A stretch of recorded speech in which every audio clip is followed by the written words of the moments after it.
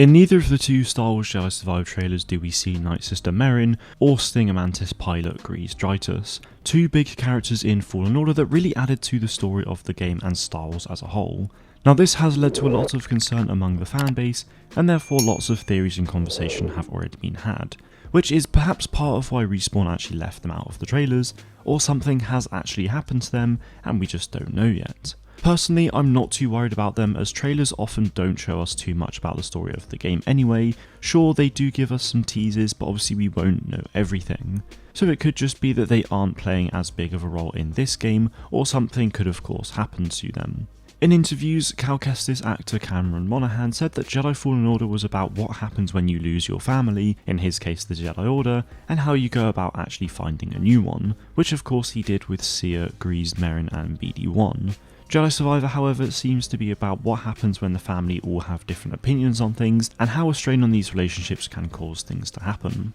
It appears to me that Jedi Survivor will very much see these relationships put to the test, which could lead to some characters going off and doing their own thing. Seer will no doubt still mentor Cal, but I find it unlikely that she'll be his master as such. And as for Merrin and Greez, well, I have absolutely no idea what they could be doing, so I really can't wait for the game to release so we can actually find out. Now with all that in mind, it's worth noting that on the 7th of March, so a week and a half before Jedi Survivor releases, a new novel called Star Wars Jedi Battle Scars actually comes out. Battle Scars takes place between Fallen Order and Jedi Survivor, so it's likely a setup of the game in some ways, but more so it just helps to bridge the 5-year gap between the two titles. In that time we could easily see that Merrin or Greez have had something happen to them, which means that they'll either die or potentially get captured, which means we have to free them in the game. Hopefully they don't die, as they're both great characters with a lot of story potential, so I would find it very odd that they would just kill at least one of them off in a book after the way they were set up in Fallen Order.